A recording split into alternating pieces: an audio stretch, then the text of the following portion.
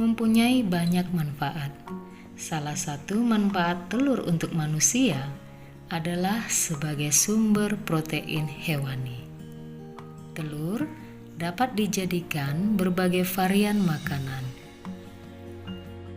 Apakah Anda tahu bahwa telur ayam tersebut merupakan salah satu contoh sel? Sel telur ayam merupakan salah satu sel yang dapat dilihat secara langsung oleh mata karena ukurannya yang besar. Namun, pada umumnya sel berukuran sangat kecil sehingga untuk melihatnya dibutuhkan alat bantu berupa mikroskop. Sel dipelajari secara khusus pada cabang biologi, yaitu sitologi. Sitologi berkembang pesat setelah ditemukannya mikroskop elektron.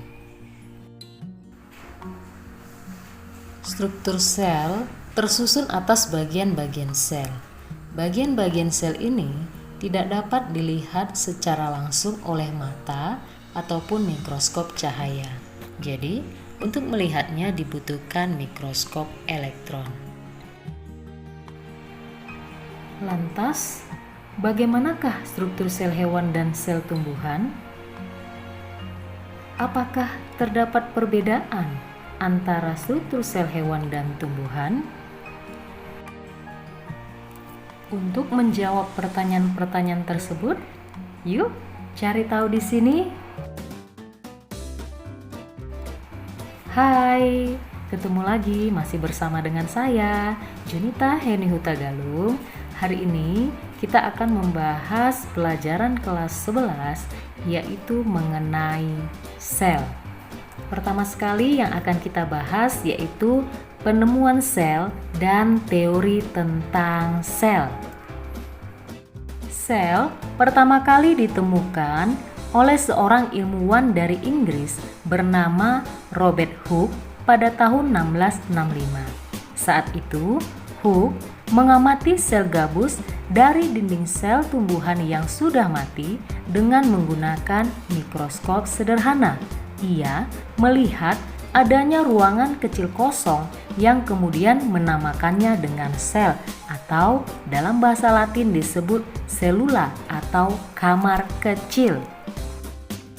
Penemuan tentang sel berkembang ketika Anthony van Leeuwenhoek menjadi orang yang pertama kali melihat sel hidup dari alga Spirogyra dan bakteri dengan menggunakan mikroskop pada tahun 1674. Sejak saat itu, para ilmuwan di seluruh dunia berlomba-lomba untuk melakukan percobaan tentang sel.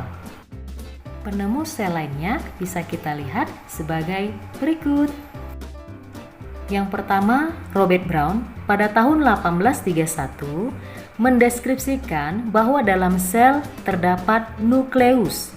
Yang kedua, Felix Dujardin dan Johannes Purkinje dari tahun 1835 sampai 1839 mengamati struktur sel dan melihat adanya cairan dalam sel yang kemudian dinamakannya protoplasma. Ketiga, Matthias Jacobs Claydon dan Theodor Sequan pada tahun 1839 mengemukakan bahwa makhluk hidup, yaitu tumbuhan dan hewan, tersusun atas sel-sel. Yang keempat, Rudolf Virchow pada tahun 1855 mengemukakan bahwa semua sel berasal dari sel sebelumnya atau disebut dengan omnicellular e-cellula. Dan yang terakhir, pada tahun 1825 sampai 1874, Max Schultz menegaskan bahwa protoplasma merupakan dasar-dasar fisik kehidupan dan tempat terjadinya proses hidup.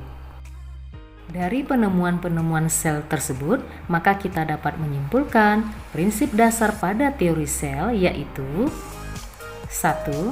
Seluruh organisme terdiri atas satu atau lebih sel. 2. Sel adalah unit dasar struktur seluruh kehidupan. Ketiga, seluruh sel berkembang dari sel sebelumnya. Dan keempat, sel merupakan satuan unit struktural, fungsional, reproduksi, dan hereditas pada makhluk hidup.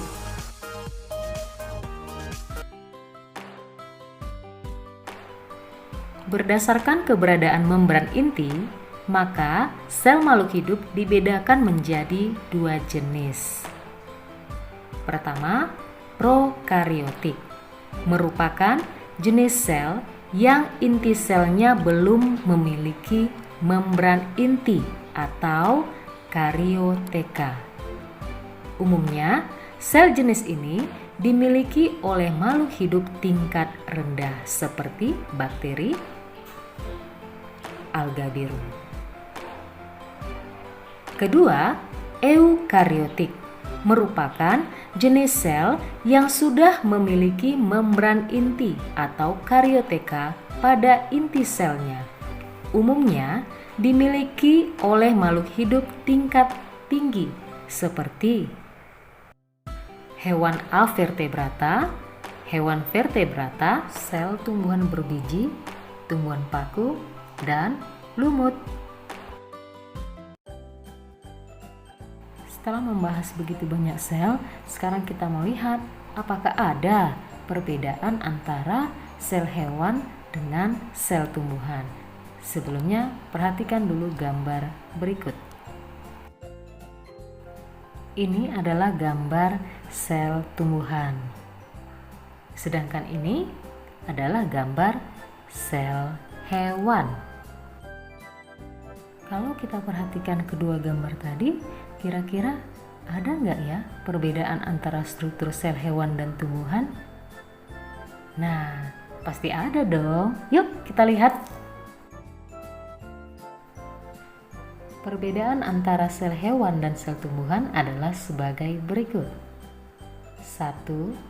Pada sel hewan tidak ditemukan dinding sel, sedangkan pada sel tumbuhan dinding selnya ada. Kedua, plastida pada sel hewan tidak ada, sedangkan pada sel tumbuhan mempunyai plastida yang terdiri dari leukoplas, kromoplas, dan kloroplas. Ketiga, pada sel hewan ditemukan adanya sentriol, sedangkan pada sel tumbuhan tidak ditemukan sentriol. Keempat, pada sel hewan vakuolanya berukuran kecil, sedangkan vakuola pada sel tumbuhan berukuran besar. Demikianlah perbedaan antara sel hewan dengan sel tumbuhan.